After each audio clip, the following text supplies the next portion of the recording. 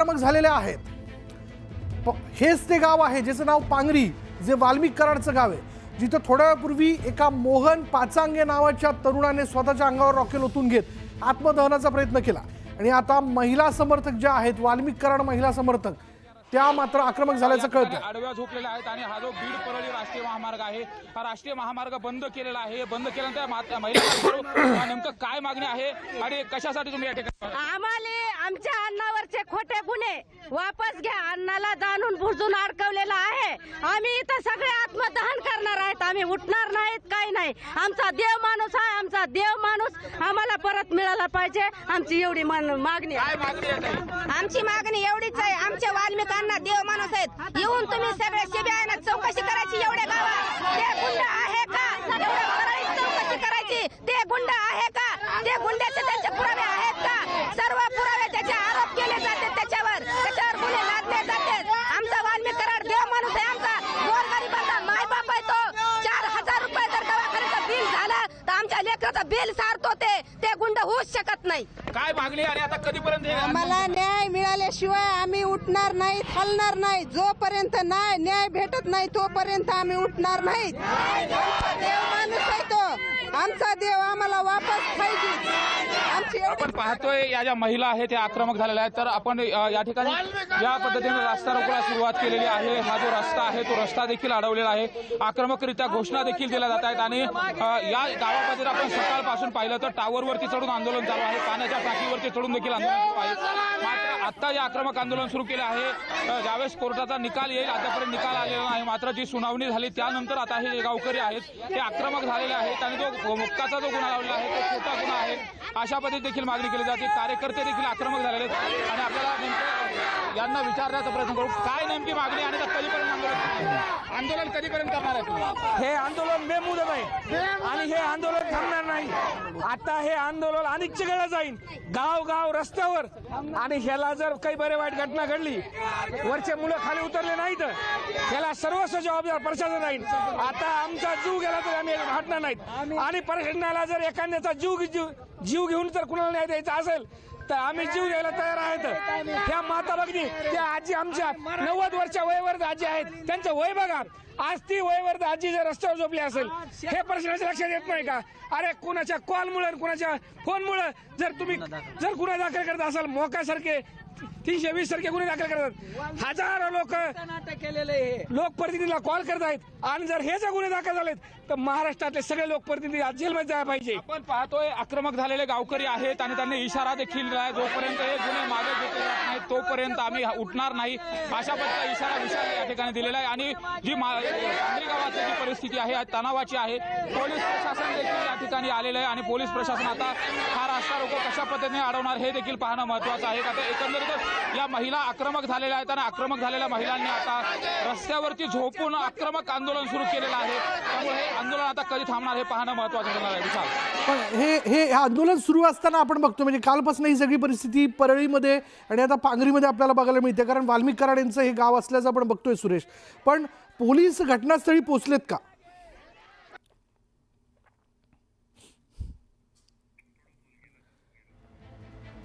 परळी राष्ट्रीय महामार्गावरती झोपून आता पांगरी गावातल्या महिलांनी आंदोलन करायला सुरुवात केली आहे।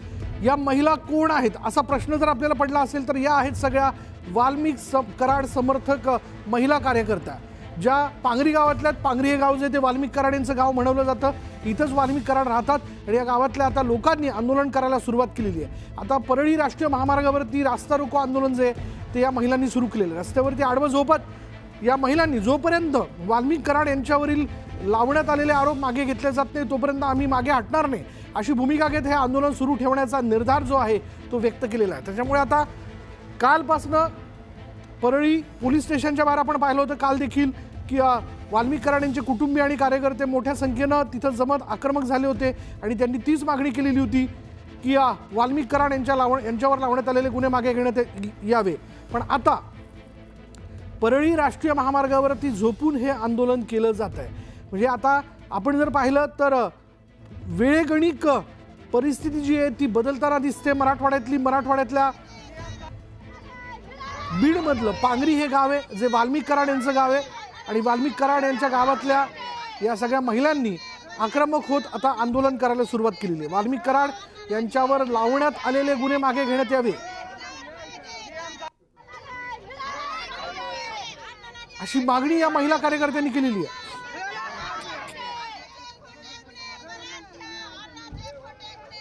कालही परळी पोलीस स्टेशनच्या बाहेर वाल्मिक कराड यांच्या कुटुंबियांनी आणि इतर कार्यकर्त्यांनी आंदोलन केल्याचं होतं आपण पाहिलं होतं. जाऊयात पुन्हा एकदा आमचे प्रतिनिधी सुरेश जाधव यांच्याकडे. सुरेश, आक्रमक झालेल्या ज्या महिला आहेत ह्या रस्त्यावरती अशा पद्धतीनं या ठिकाणी आडव्या झोपलेल्या आहेत आणि जो बीड परळी राष्ट्रीय महामार्ग आहे तो पूर्णतः थांबवून रोखण्यात आलेला आहे. ते जे कार्यकर्ते आहेत ते आक्रमक झालेले कार्यकर्ते देखील घोषणा देत आहेत. महिला अशा पद्धतीनं या रस्त्यावरती झोपलेल्या आहेत. जोपर्यंत वाल्मिक कराड यांचे गुन्हे मागे घेतले जाणार नाही तोपर्यंत उठणार नाही असा पवित्रा या महिलांनी घेतलेला आहे. त्यामुळे जर आपण बघितलं तर एकंदरीत अशा पद्धतीने हा जो राष्ट्रीय महामार्ग आहे या राष्ट्रीय महामार्गावरती जी वाहतूक आहे ती ठप्प झालेली आहे. पोलीस प्रशासन देखील या ठिकाणी आहे. आता हा रास्ता रोको थांबवण्याच्या दृष्टिकोनातून प्रयत्न केला जातोय. मात्र हे जे पांगरी गावचे ग्रामस्थ आहेत हे आक्रमक झालेले आहेत. ज्या पद्धतीने गुन्हा दाखल करण्यात आला तो गुन्हा राजकीय हेतून ज्या पद्धतीने गुन्हा दाखल करण्यात आला तो गुन्हा राजकीय हेतून गुन्हा दाखल करण्यात आला होता असा देखील त्यांचा आरोप आहे. आणि जोपर्यंत हे गुन्हे मागे घेतले जाणार नाहीत तोपर्यंत उठणार नाही असा पवित्रा घेतलेला आहे. घोषणा देखील दिल्या जातात. मुख्यमंत्री महोदयांनी स्वतः या संदर्भामध्ये ठोस निर्णय घ्यावा अशी देखील मागणी केली जाते. त्यामुळे एकंदरीतच या ज्या आक्रमक झालेल्या महिला आहेत यांना आपण परत एकदा विचारायचा प्रयत्न करू. काय मागणी आहेत अण्णांना आमच्या अण्णावरचे सगळे खोटे गुन्हे काढून घेतले पाहिजे. त्यांना जे राजकारण करून सगळ्या राजकारण्यांनी फसवलेलं आहे ते फसवणूक त्यांची थांबवली पाहिजे आणि त्यांचे खोटे गुन्हे घेऊन त्यांना बाहेर काढले पाहिजे. आमची हे मागणी. वाल्मिक कराड याला 7 दिवसांची पोलीस कोठडी जी आहे ती न्यायालयाच्या वतीने देण्यात आलेली आहे. आपण पाहिलं होतं की दोन्ही बाजूने हा युक्तिवाद जो होता तो करण्यात आलेला होता आणि वाल्मिक कराड आता याला पुन्हा एकदा 7 दिवसांची पोलीस कोठडी देण्यात आलेली आहे. आता एक क्षणाची महत्वाची ब्रेकिंग न्यूज आपण बघतोय. वाल्मिक कराड याच्या भोवतीच्या समस्या वाढताना दिसत आहेत. पुन्हा एकदा त्याचा पाय खोलात गेला असं आपण म्हणूयात. अधिक तपशील आपण जाणून घेणार आहोत. आमचे प्रतिनिधी बालाजी निरफळ या सगळ्या घडामोडींवरती लक्ष ठेवून आहेत. बालाजी, विशाल, ज्या पद्धतीनं आज कोर्टात मोठ्या पद्धतीने युक्तिवाद जो झालेला आहे त्याच्यामध्ये 7 दिवसाचा जो आहे तो पोलीस कोठडी जी वाल्मिक कराड यांना देण्यात आलेली आहे, सुनावण्यात आली आहे. ज्या SITच्या अधिकाऱ्यांनी ज्या पद्धतीने युक्तिवाद केला होता की जे CDR असेल किंवा याच्यातले कॉन्टॅक्ट असतील किंवा ज्या पद्धतीनं वाल्मिक कराड याचा या सगळ्या गुन्ह्याशी कसा संबंध आहे, त्याला मोका का व कशासाठी लावला याचं प्रामुख्यानं SITच्या अधिकाऱ्यांकडनं सांगण्यात आलं. आणि त्यानंतर जी आहे ती जी युक्तिवाद पूर्ण झाला त्याला विरोधी पक्षाच्या वकिलांनी फिर्यादी पक्षाच्या वकिलांनी त्याला जोरदार विरोध केला. मात्र जो आहे तो 10 दिवसाचं मागितण्यात आली होती. मात्र 7 दिवसाची जी आहे ती पोलीस कस्टडी जी कोर्टाकडून देण्यात आल्याचं आपल्याला समजतं. विशाल, यामध्ये जर आपण पाहिलं वाल्मिक कायदेशीर बालाजी जर आपण विचार केला तर कायदेशीरदृष्ट्या मकोका जो आहे तो वाल्मिक कराडवरती लावण्यात आलेला आहे. 7 दिवसांची पोलीस कोठडी ही नेमकी कोणाच्या बाबतीत असेल? म्हणजे SITने देखील पुढील तपासाकरता त्याची मागणी केलेली. SITच्या ताब्यात वाल्मिक कराड आहे पण आता CID देखील काही मुद्द्यांना घेऊन तपास करण्याकरता त्याची मागणी करत आहे कस्टडीची. विशाल, SITचे अधिकारीच आज जे आहे ते कोर्टात आपली बाजू मांडत होते. कुठल्या पद्धतीने सगळा त्यांनी तपास केलेला आहे, कोणत्या मुद्द्यावरती सगळा तपास केला. विशाल, याच्यात महत्वपूर्ण एक बघितलं पाहिजे की ज्या पद्धतीनं याच्यात मागणी केली जात होती की CDR त्याचे कॉन्टॅक्ट तपासा, मोबाईलचं लोकेशन तपास किंवा मोबाईलवर कशा पद्धतीने कॉन्टॅक्ट झाला. ज्या संतोष देशमुख यांची हत्या झाली त्या दिवशी जो कॉन्टॅक्ट तिघामध्ये झाला त्याचा पुरावा जो आहे तो कोर्टात असल्याचं SITनं सांगितलेलं आहे. तसंच या दरम्यान यांना संतोष देशमुखची हत्या जी आहे ती खंडणी प्रकरणाहूनच झाली आहे याचं देखील त्यांनी सांगितलेलं आहे. आणि एवढंच नाही तर याचा जो CDR आहे ते देखील आपल्याकडे असल्याचं जे महत्वपूर्ण जी माहिती आहे ती SITच्या अधिकाऱ्यांनी न्यायालयाला दिली. न्यायालयानं त्यानंतर युक्तिवाद सगळा ऐकून घेतला. न्यायालयानं हाही प्रश्न उपस्थित केला विशाल की याच्यामध्ये फक्त तुम्ही टेक्निकली आणि फोनचेच पुरावे सांगतायत का, हेच आहे का. याचा न्यायालयाने सुद्धा विरोध पक्षाची उलट तपासणी याच्यात जी केलेली आहे. मात्र याच्यात एक विशाल बघायला पाहिजे की 10 दिवसाची मागणी केली होती सरकारी पक्षाने, वकिलांनी त्याला अनुमोदन दिलं होतं. मात्र न्यायालयानं जी आहे ती 7 दिवसाची कोठडी पोलीस कस्टडी जी आज सुनावलेली आहे. आता या 7 दिवसात जे आहे याच्यामध्ये जसं सरकार SITच्या अधिकाऱ्यांनी सांगितलं होतं की वाल्मिक कराड यांचा इतर या गुन्ह्याशी सगळा तपास आहे, जुने गुन्हे देखील त्यांनी त्याच्यात सांगितले होते त्याचा तपास करायचा आहे. इतर आरोपीबाबत त्यांनी यांचे कॉन्टॅक्ट असले किंवा आता जो कृष्णा याच्यातला जो मुख्य आरोपी आणखी एक फरार आहे त्याचा याच्याशी संपर्क झालाय का, त्याला याच्यात पळून जाण्यात त्यांनी मदत केली का, हे देखील तपासायचं आहे. अनेक बाबीचा जो आहे तो. पण बालाजी, यातला सगळ्यात महत्वाचा मुद्दा, वाल्मिक कराडवरती मकोका लावण्यात आला आहे का? म्हणजे तो ऍक्सेप्ट करण्यात आलाय का कोर्टाच्या वतीनं? विशाल, आता याला हेच म्हणावं लागेल की जर आज 7 दिवसाची पोलीस कस्टडी जर न्यायालय सुनावत असेल तर तो त्याच दृष्टीने त्या कलमाच्या अंतर्गतच. आणि दुसरं विशेष म्हणजे याच्यामध्ये बीड जिल्ह्याच्या मकोक न्यायालयातच ही सुनावणी झाली आणि त्यानुसार ही 7 दिवसाची पोलीस कस्टडीला देण्यात आली. त्यानुसार हा मकोका कायदा जो आहे तो लावण्यात आलेला आहे. विशाल, म्हणजेच बालाजी, या सगळ्याच्यात आपण जर पाहिलं तर 7 दिवसांची पोलीस कोठडी म्हणजे त्यानंतरही, म्हणजे मकोका म्हणल्यानंतर जामीन हा नाहीच असं निश्चित झालंय.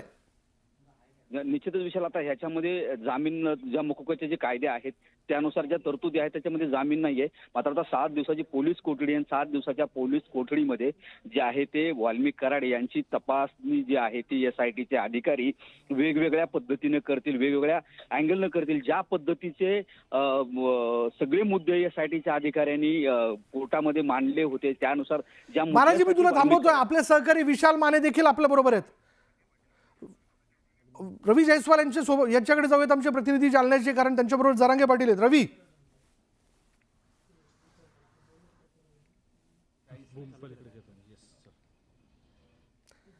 तुझ्यापर्यंत माझा आवाज पोहोचतोय? विशाल सर, आपण जर बघितलं तर वाल्मिक कराड यांना आता 7 दिवसांची जी आहे ती पोलीस कोठडी सुनावण्यात आली. स्वतः जरांगे पाटील आपल्या बरोबर. तपास करू द्या, त्यावेळेस पुढच्या 22 तारखेला कोर्टात हजर करतील, त्यावेळेस कळेल की काय तपास झालाय, काय झालाय, कशाला. कोर्टाने तपास अधिकाऱ्यांना काही प्रश्न विचारले नाही, तेच सांगतो तुम्हाला. कोर्टामध्ये काय झालंय हे थोडं सांगणं अवघड. तिथे कोर्टाचे जे प्रोसिडिंग आहेत ते तसं सांगणं अवघड असतं. काय इन्फॉर्मल टॉक असतात. आज एकूण संपूर्ण हिअरिंगमध्ये काय झालं आणि कशा पद्धतीचे सरकार पक्षाच्या वतीनं दावे करण्यात आले? त्यांनी 10 दिवसाची पोलीस कस्टडी मागितलेली होती. त्याच्यामध्ये 10 मुद्दे दिलेले होते. चष्मा चमकतो थोडं खाली खूप चमकतो. 10 दिवसाची पोलीस कस्टडी मागितली होती त्यांनी. त्याच्यामध्ये 10 कारणं दिली होती की आम्हाला यांची पोलीस कस्टडी का आवश्यक आहे. ते वेगवेगळ्या कारणावर त्याच्यावर चर्चा झाली. त्यांनी का मागणं आहे. ऍक्च्युअली 15 दिवस आमच्याकडून असं म्हणणं होतं की 15 दिवस ऑलरेडी त्यांना कस्टडीत ठेवलेलं होतं खंडणीच्या गुन्ह्यामध्ये. मग परत त्याच कारणावर परत पोलीस कस्टडी देऊ नये, त्यामुळे मॅजिस्ट्रेट कस्टडी द्यावी असं आमचं त्याच्यामध्ये म्हणणं होतं. ते कोर्टानं ग्राह्य धरलेलं नाही. आज तरी पोलीस कस्टडी तपासायला दिलेली आहे. 7 दिवसानंतर ज्यावेळेस पुन्हा हजर केली त्यावेळेस काय तपास झाला हे येईल. एक प्रश्न विचारला जातो की जो मोका लागलाय त्याच्यावरती की तो नको असायला पाहिजे होता, तो का लावलाय? नाही, आता ते मोकोका का लावला आणि त्या संदर्भात आमच्याकडे आज पेपर्स मिळतील, कारण आम्हाला काल प्रोडक्शनमध्ये कुठलेही पेपर दिलेले नव्हते. आज त्यांना अरेस्ट दाखवलेली आहे सकाळी. त्याच्यामुळे त्या मोका लावला, कुठल्या ग्राउंडवर लावला, का लावला, हेच एक आम्ही पेपर्स पाहिल्यानंतर त्याचा कायदेशीर मार्गाचा अवलंब करू.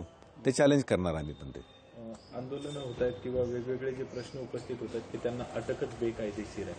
नाही, आंदोलनाविषयी मी बोलणं योग्य होणार नाही. ते कोर्टाच्या बाहेरचा विषय आहे. कोर्टात काय घडलं एवढं सांगू शकतो मी. बाकी ते PCR दिलं निरीक्षणं नोंदवली काय नाही. आणखी ऑर्डर डिटेल्स यायची आहे. त्यांनी फक्त पोलीस कस्टडी मागितली. ती पोलीस कस्टडी त्यांना 10 दिवस मागितली होती. कोर्टानं 7 दिवस दिलेले पुढील 22 तारखेपर्यंत.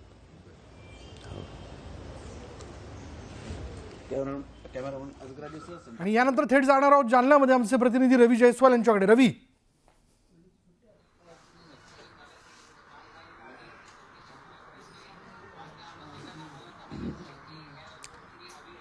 विशाल सर, आपण जर बघितलं तर वाल्मिक कराड यांना 7 दिवसाची जी आहे ती पोलीस कोठडी सुनावण्यात आली आहे. स्वतः जरांगे पाटील आपल्या बरोबर.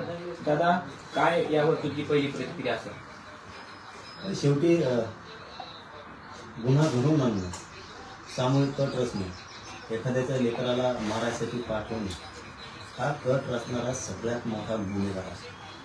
कारण हा खंडणी मागायला पाठवणे आणि तिथं खून घडून आणणं, हा घडून आणणारा कट रचणारा, सामूहिक कट रचणारा हा खून करणारा पेक्षाही जास्त गुन्हेगार असतो. आणि माननीय न्यायदेवतेनं तो न्याय करावा की हाच खरा गुन्हेगार आहे. आणि याला पाठबळ कोण देणार? हा पण गुन्हेगाराचे. कारण हा वेळी सामूहिक कट रचू लागला, खून करू लागला, खंडणी मागायला पाठवलं. तरी पण याच्या पाठीमागे सुद्धा आणखी एक मोठा मंत्री सरकारमधला असायलाच पाहिजे अशी शंका आहे. हे सगळेची सगळे जेलमध्ये जाणं आवश्यक आहे. त्याशिवाय दहशतीचा, जातीवादाचा, जातीय तेढ निर्माण करायचा हा जो पॅटर्न यांनी सुरू केला हा बंद होणार नाही. कारण आरोपीच्या बाजूने कॅमेरा आहे मोठा, माझा मोबाईल आहे मॅडम, कॅमेरा बंद पडलाय.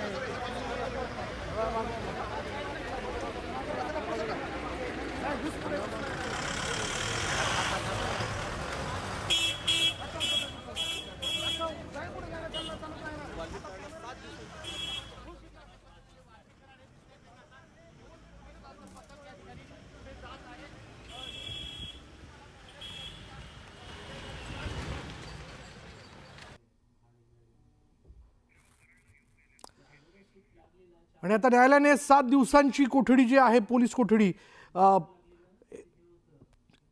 जी आहे ती वाल्मिक कराडला सुनावलेली आहे. आणि आता यानंतर त्याला न्यायालयातनं पुढे पुन्हा एकदा घोषणाबाजी जी आहे ती देखील करण्यात आलेली आहे. त्याची ही घोषणाबाजी जी आहे ती या परिसरामध्ये करण्यात आलेली आहे. घोषणाबाजी करताय, काय झालं ताई? काय झालं?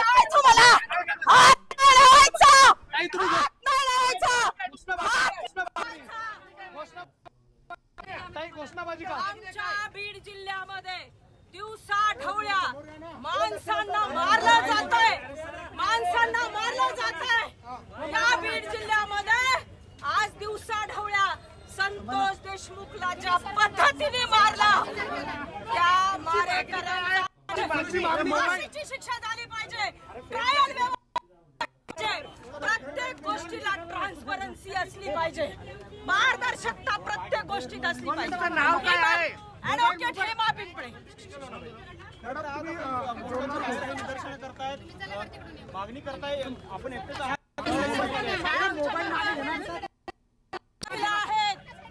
आहेत आमच्या बरोबर. आमची मागणी एकच आहे, ज्या पद्धतीनं पब्लिक आउटक्राय झाला तरच या केसेस मध्ये लक्ष दिलं जातं. या महाराष्ट्राच्या विनंती आहे, बीड जिल्ह्यामध्ये लॉ अँड ऑर्डर राहील. देवेंद्रजी, तुम्ही आमच्या बीड जिल्ह्यात या आणि लॉ अँड ऑर्डर सुधारा. तुम्ही एक वकील असून तुम्ही कायदा हातात घेताय.